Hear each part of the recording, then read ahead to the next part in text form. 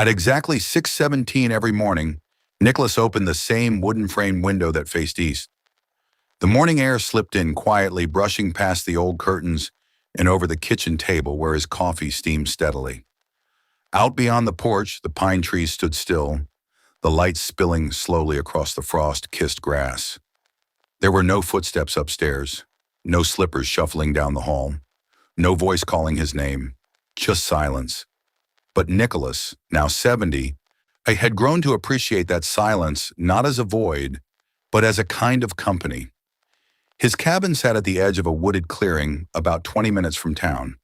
He had moved there 8 years ago after the house he once shared with his wife began to feel more like a museum than a home. Too many pictures, too many rooms, too many echoes that answered back with memory. This place, smaller, older, quieter, fit him better now. Some of his neighbors thought it was sad. A man shouldn't grow old alone, one had said, with a polite sort of pity. Another suggested he get a dog or take up square dancing. Nicholas smiled, nodded, but he never felt the need to explain himself. He didn't feel lonely, he felt intact. Every morning was his. His hands made the coffee, his feet crossed the floorboards, his thoughts moved without interruption. No one was waiting for him to be anyone but himself. And after a lifetime of meeting expectations, that was the rarest kind of freedom. From his window seat, Nicholas could see a squirrel darting between the branches. He chuckled softly. The squirrel always showed up late, just like him in his younger days. He took a sip of coffee, warm and bitter, just the way he liked it. And in that quiet hour between night and day, Nicholas reminded himself of a truth he no longer questioned. He hadn't ended up here by accident. He had chosen this life. And more importantly, he had chosen himself. The man he used to be. There was a time when Nicholas's life revolved around everyone but himself. He was a husband, a father, a provider, roles he wore with quiet pride, though they often fit like heavy coats in summer. He had married young, loved dutifully, and built a life that looked sturdy from the outside. 35 years of marriage, 2 children, a steady job managing inventory at a supply warehouse, and a house with a lawn he trimmed every Saturday without fail. He was dependable, predictable. The man who never forgot to take out the trash, who filled the gas tank before it dropped below half, who remembered anniversaries, even if he forgot to say, "I love you," the way his wife needed to hear it. He wasn't unkind, just tired, worn down by years of doing what was expected, or saying what was safe, avoiding the messy parts of emotion because he had never been taught what to do with them. He handled problems the way his father had, with silence and work. When things got tense at home, he'd fix a loose door hinge or reorganize the garage. That was his way of carrying hands busy, heart tucked away. But love, as he learned too late, doesn't live in utility alone. Over time, the distance grew, not from infidelity or cruelty, but from neglect, the quiet kind that settles in when no one wants to rock the boat. The kids left for college. Conversations thinned. She read novels. He watched the news. And one day, while folding laundry in separate rooms, they both silently realized the marriage had already ended. They just hadn't said the words yet. The divorce came gently, no fights, no lawyers, just papers signed in mutual resignation. Afterward, Nicolas stayed in the house for a while. But every corner reminded him of someone else's version of him, the version who existed to serve, to solve, to stay silent. He didn't resent that man, but he knew he couldn't be him anymore. And so, for the first time in his life, Nicholas packed his own boxes. Not for someone else, for himself. Silence that hurt. The silence hit harder than Nicholas expected. At first, it was almost a relief. No TV humming in the background, and no laundry machine spinning through dinner, no kitchen clock ticking, just a little too loudly. The absence of constant motion felt like a long exhale. But after the first few weeks, the quiet became something else. He could hear the way the walls settled at night, the way the wind pressed against the windows.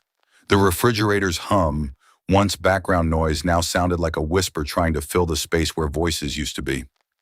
Dinners were the worst. He still set the table for one.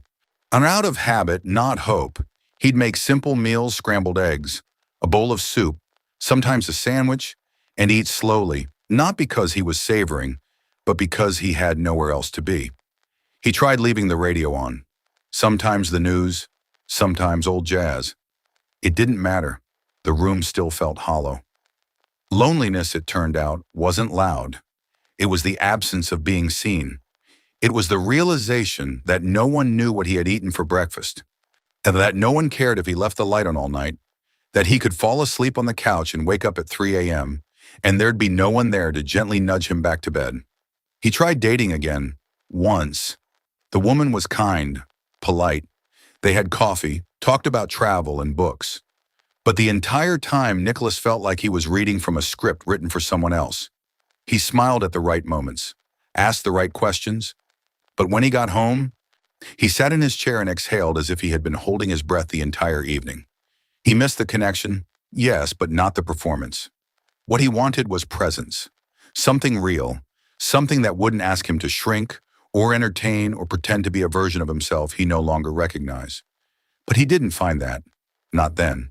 So he stayed alone, not by default, but by choice. Even so, in those early years, the silence stung. It wasn't yet a friend, so it was something to survive.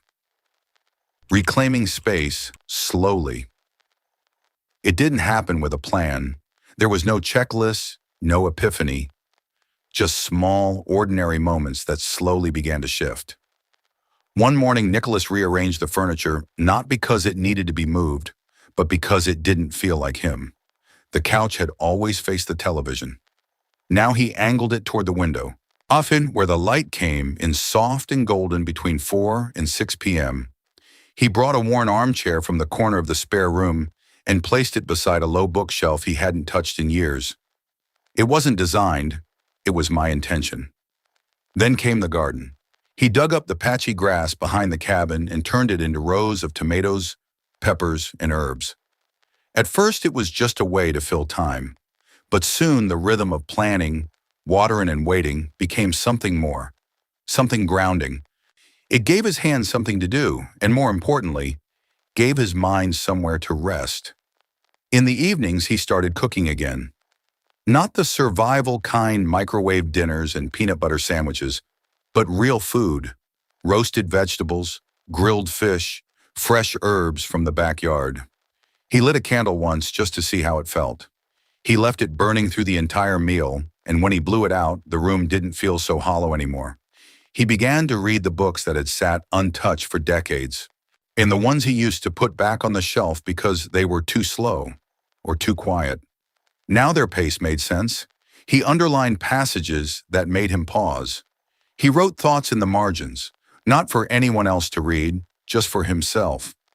Each small act was a quiet reclaiming of space, of voice, of self. Nicholas wasn't reinventing himself. He was returning to parts of himself long buried under years of noise, responsibility, and the need to be someone else's idea of a good man. And with each choice, every tomato planted, every sentence read, every room rearranged, he was writing a new story, one not built around what he'd lost, but around what he was beginning to find, himself. When the phone doesn't ring. At first, the phone rang more often. His daughter would call every Sunday, her voice bright and concerned. His son sent pictures of the grandkids, little league games, messy dinners, to holiday cards with everyone smiling in matching sweaters. A few old co-workers checked in too. Brief messages, half-hearted offers to grab lunch. Sometime soon. But time has a way of stretching distance. The calls came less frequently. Sunday turned into when I can. Texts replaced conversations. Even the neighbors who once waved across the fence began moving away or growing quieter themselves. At first, Nicholas felt a quiet ache in the silence. When he found himself checking the phone even when it didn't buzz, he'd catch himself saying, "I should call," and then not calling. Not out of pride, but because he wasn't sure what he'd say.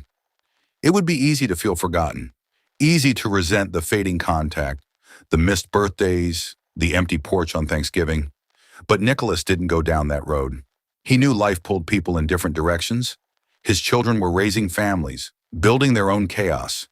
And he didn't want to be another obligation on their endless list of to-dos. So instead of waiting, he wrote, not emails, not texts, but letters on real paper with a pen.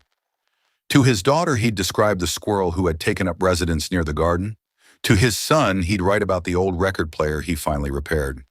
Sometimes he'd write pages he never mailed, words that weren't meant to be received, just released.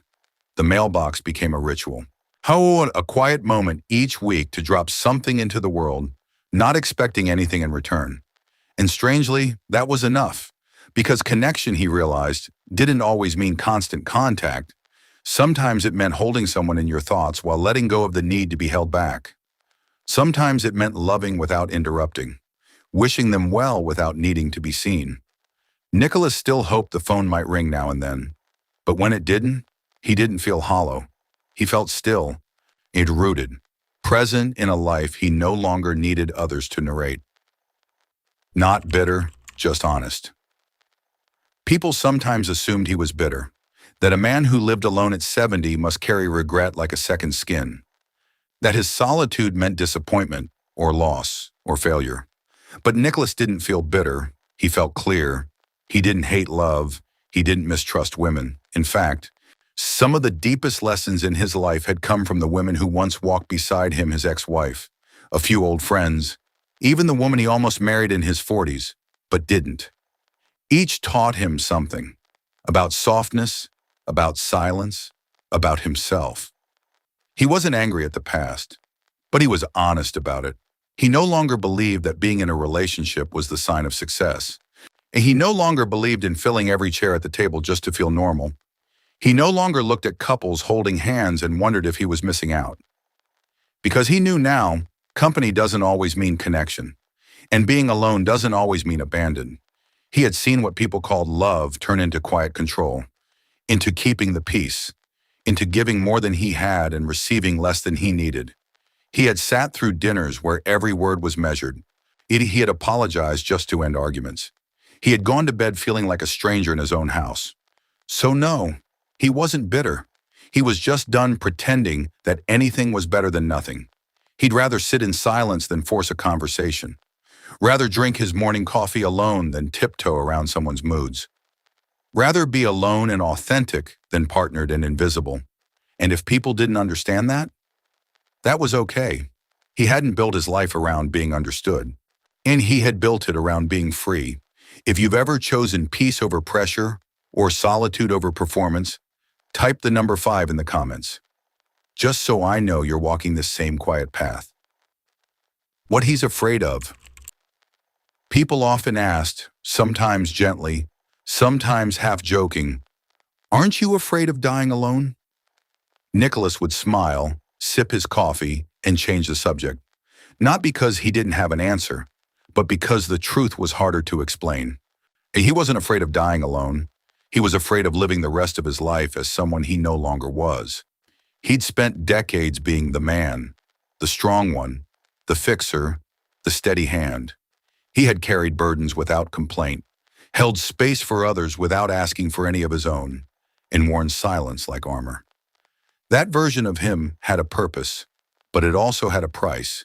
He had lost count of the number of times he said, "I'm fine," when he wasn't. On the evenings, he sat in a chair after work, staring blankly at a muted television, wondering if anyone truly knew him or if he had ever really let them. Now at 70, he had no interest in going back to that, in slipping into another relationship that required him to perform instead of be, in trading his inner calm for surface-level companionship, in molding himself into someone easier to love. He didn't fear solitude. Solitude was honest, predictable, peaceful. It gave him room to feel, to breathe, to exist without the pressure of pleasing anyone. What he feared was giving up that peace.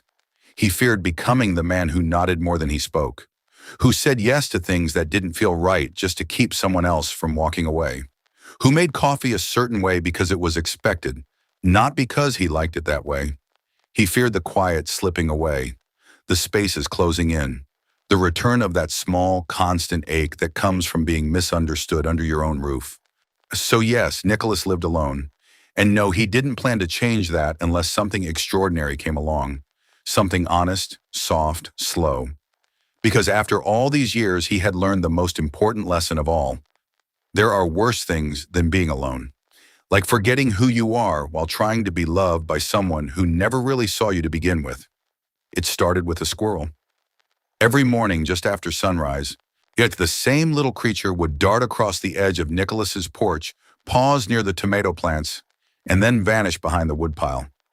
Nicholas began leaving out a few sunflower seeds, just to see if the squirrel would come closer. It did one morning. They sat only 6 feet apart, sharing the silence like old friends. That's how the unexpected joys began to appear. Not in grand revelations, but in small, quiet moments that had once gone unnoticed. He liked the way his coffee tasted better when he drank it outside, or how satisfying it felt to fix a creaky step without anyone watching, or the strange delight of folding laundry while listening to a jazz record he hadn't played in 30 years. There was joy in repetition, too, in the predictability of his days. Morning tea, a walk through the woods, reading by the window as light filtered through the pines. No appointments, no agendas. Just the gentle rhythm of a life no longer dictated by anyone else's clock.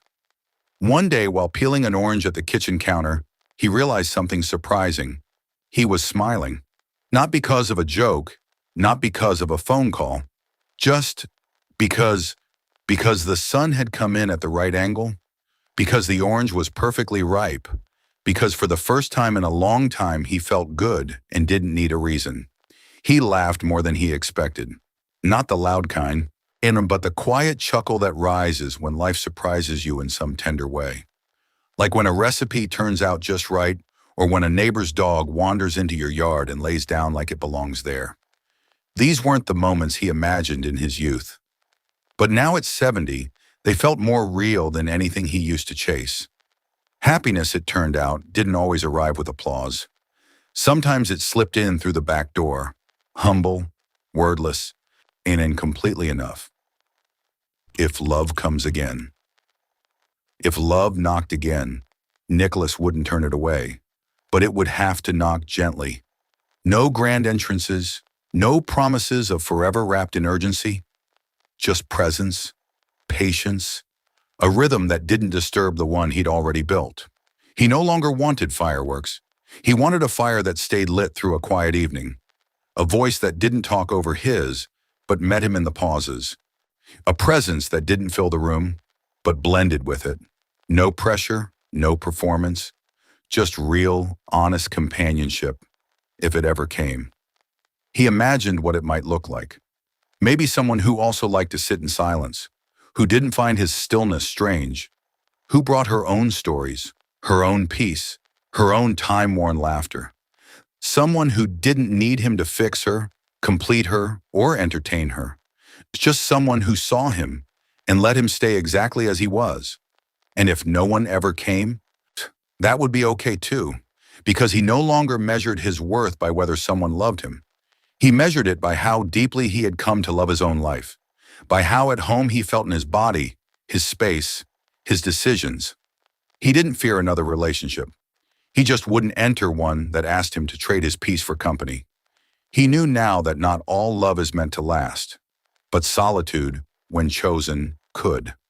And that kind of steadiness was not something he'd give up lightly. So if love returned, it would have to be the kind that knew how to sit on the porch without needing a word. The kind that stayed quiet when the birds were singing. The kind that didn't try to change the playlist, the morning routine, or the man himself. The kind that felt calm or nothing at all. If you know a man like Nicholas, or you are him, share this video with someone who needs to know.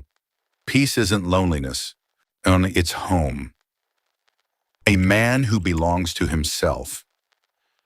The mirror in the hallway had yellowed slightly with age. Nicholas stood in front of it one morning, toothbrush in hand, half asleep.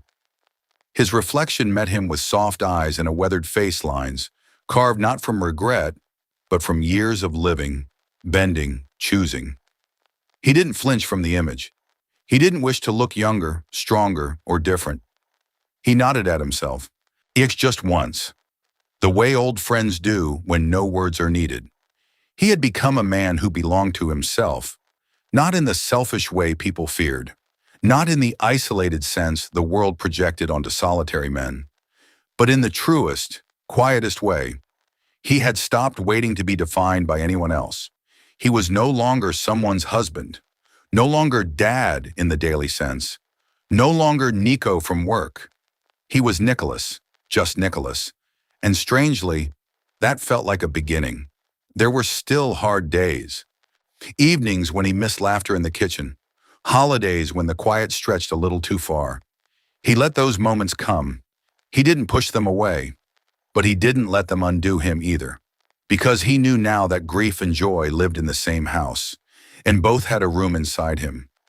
He didn't need to prove anything. Not to the world, not to himself, not anymore. He rose when he pleased, cooked when he was hungry, sat for hours without speaking, smile at the smallest things. And when the wind rustled the trees outside, he felt something like gratitude move through him, slow and certain. Some people live their whole lives trying to be understood. Nicholas had lived long enough to understand himself. That was enough. And if someone asked him now, "Are you okay living alone?"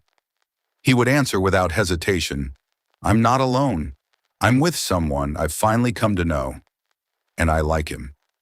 Then he'd pour his coffee, open the window, and let the day begin on no one's terms but his own. Do you know someone who has chosen to live alone, not out of defeat, but out of deep self-respect? Comment enough if you believe solitude can be strength. Let's build a space where presence matters more than explanation.